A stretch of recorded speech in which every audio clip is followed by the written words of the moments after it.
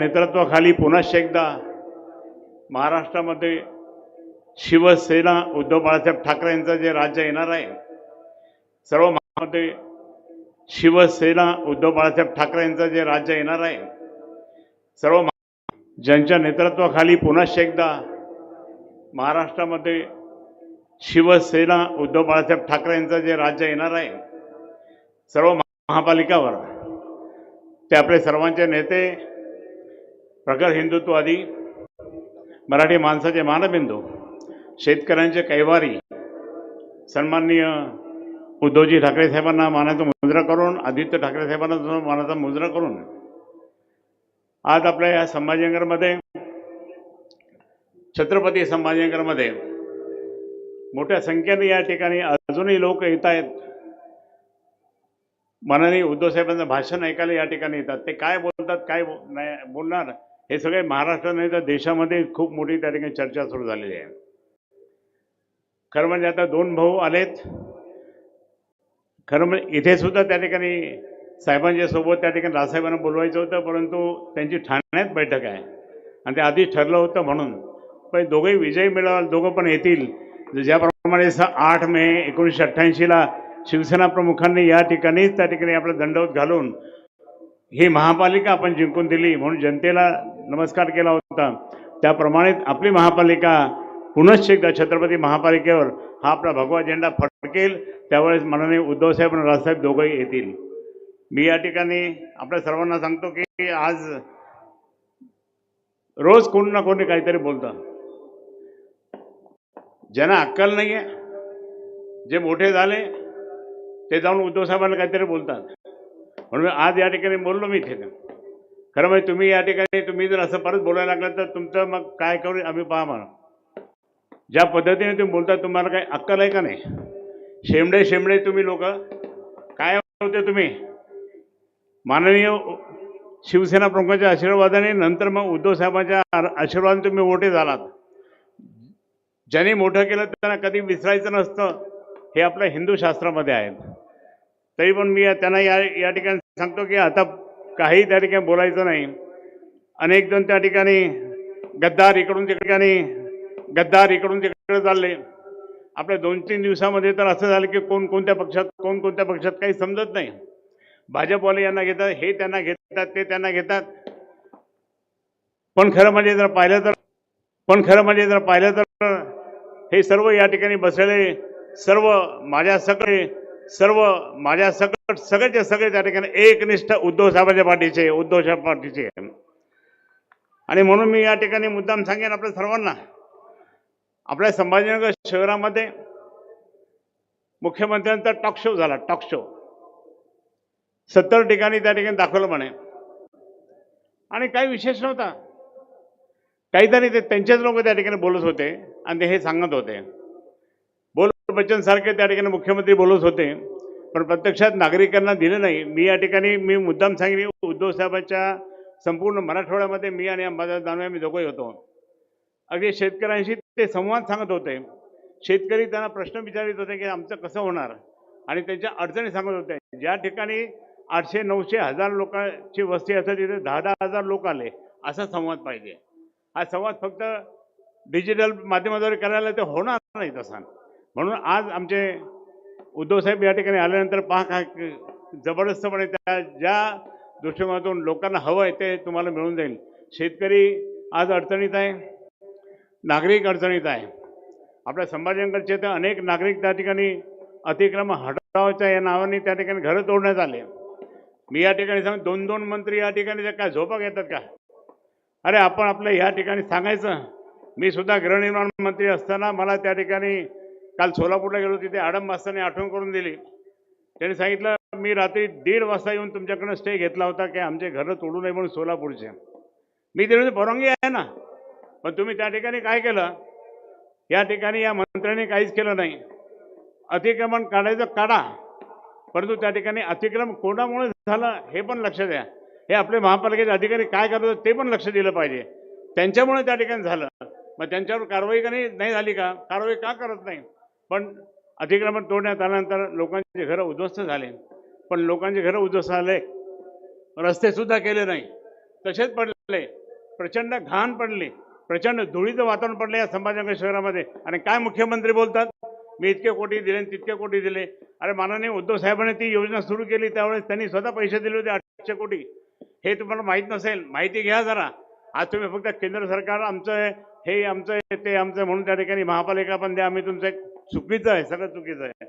म्हणून या ठिकाणी सांगेल की आज ज्या पद्धतीने यांचं काम चाललं हे लोकांना पटत नाहीये. लोक खड्ड्यामध्ये पडतात. आज अनेक ठिकाणी त्या ठिकाणी लोक पडलेत आणि मग ह्या दोन्ही मंत्र्यांचं अजिबात त्या ठिकाणी पूर्ण लक्ष नाहीये.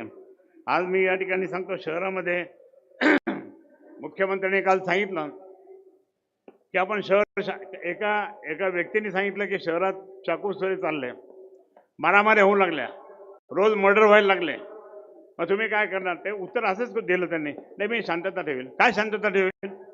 हे दोन मंत्री असताना त्या ठिकाणी लक्ष नाही. मी पालकमंत्री असताना त्या ठिकाणी माननीय बाळासाहेबांच्या आशीर्वादाने मी 5 वर्ष पालकमंत्री होतो. कुठेही दंगल बिंगल होऊ दिलं नाही. 1990 पासून तर 28 वर्ष या जिल्ह्यामध्ये शहरामध्ये दंगल होऊ दिलं नाही.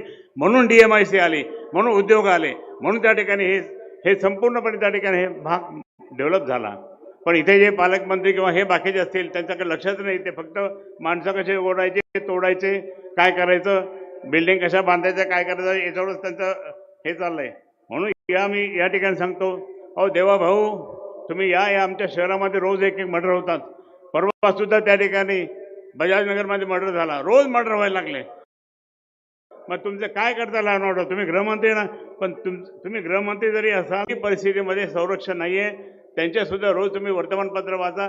या महिलांचं मंगळसूत्र ओढलं, या महिलांचं त्या ठिकाणी मारलं, यांना हुंड्यासाठी मारलं, कशासाठी मारलं, रोज चालू आहे. आणि जर असं असेल तर ते मी मुद्दाम सांगेल आपल्याला, हे योग्य नाहीये.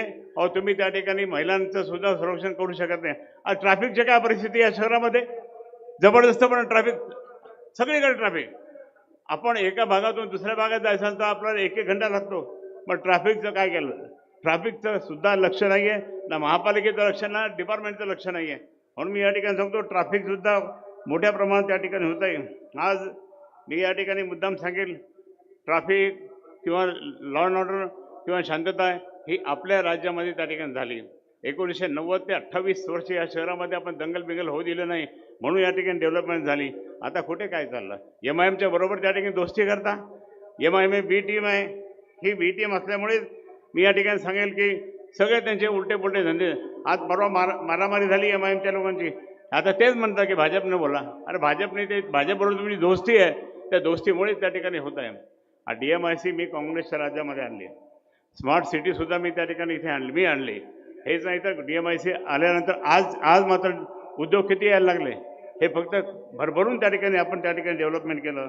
म्हणून मी आपल्याला या ठिकाणी सांगतो की इथे तुम्हा सर्वांना मी आता आम्ही आपलं वचननामा या ठिकाणी प्रसिद्ध होईल. त्या वचननाम्यामध्ये त्या ठिकाणी कालबद्ध कार्यक्रम आम्ही दिलेला आहे. आणि त्या कालबद्ध कार्यक्रमामध्ये त्या ठिकाणी निश्चितपणे सांगेन की आपल्या सर्वांना त्या ठिकाणी म्हणजे जबरदस्तपणे आपल्या वयोवृद्ध नागरिकांना मैदान फिरायला, मुलांना खेळायला मैदान, त्याचप्रमाणे आपले कुठेही काही क्रीडांगण असेल, हेल्थ सेंटर असेल किंवा हे सगळ्यात महत्त्वाचा एक शहराचा प्रश्न जो आहे, आपण इलेक्ट्रिसिटी ते जी काय MSRDC जी आहे ती आपल्याला देते. पण हटकून खूप बिलं देऊन त्या ठिकाणी बिलं क्लिअर करण्यासाठी लोक येतात, कारण पुढे त्यांना अडाणीला द्यायचं. हा जिल्हा त्या ठिकाणी MSDCLचं काम पूर्णपणे अडाणीला द्यायचं. मग अडाणीला सगळं मागचं यांचं सगळ्यांचं जे थकावीट बिल आहे ते पूर्णपणे क्लिअर करून देण्याचं काम हे MSCBचे अधिकारी करतात. म्हणून या ठिकाणी मला सांगितलं, मी दर महिन्यात मिटिंग घ्यायचो आणि त्या दर महिन्यात मिटिंग घेताना कुठे तो खासदार, कुठे तो काय बोलतो, काहीच नाही. त्याला काय माहिती नाही, त्याला वाचता पण येत नाही, मराठीत वाचता येत नाही लोकसभेत. आणि अशा लोकांना ते पाठवतात. दारूच्या दुकानावर काय केलं त्यांनी? स्वतः दारूच्या दुकानात त्या ठिकाणी मोठ्या प्रमाणात केल्या. या सगळ्या दृष्टीने पाहिलं तर मी आपल्याला या ठिकाणी सांगेल, हे सगळे फक्त आपले घरं भरण्यासाठी आलेले. आमचे सर्व शिवसेनेचे नगरसेवक या ठिकाणी बसलेले ते फक्त तुमची सेवा करण्यासाठी. 80% समाजकारण 20% राजकारण जे माननीय बाळासाहेबांनी सांगितलेलं आहे त्या दृष्टिकोनातून आपलं काम करतील, आपल्या सर्वांना मदत करतील. आणि म्हणून मोठ्या प्रमाणात मी या ठिकाणी आपल्याला विनंती करतो की आपल्या या संभाजीनगर शहरामध्ये आपण या सर्व आमच्या जवळपास 96-97 उमेदवार या ठिकाणी आहे, यांना प्रचंड आशीर्वाद देऊन मशाल मशाल मशाल ही मी विनंती करतो, अगदी दंडवत घालून तुम्हाला विनंती करतो.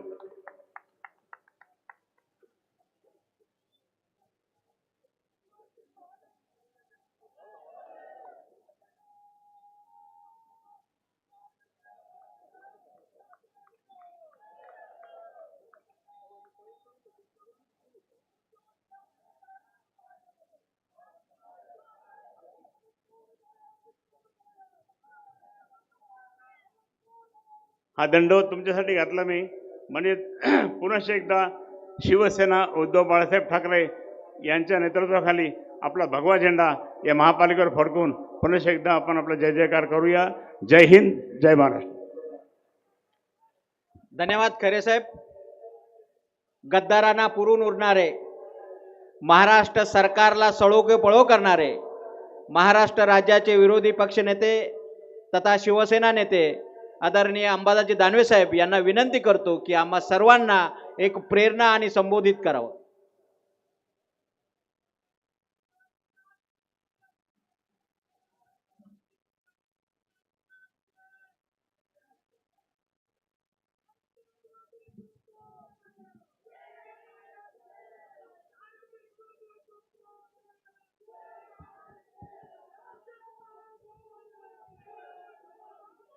महाराष्ट्राची कुलस्वामिनी आई तुळजाभवानी, हिंदवी स्वराज्य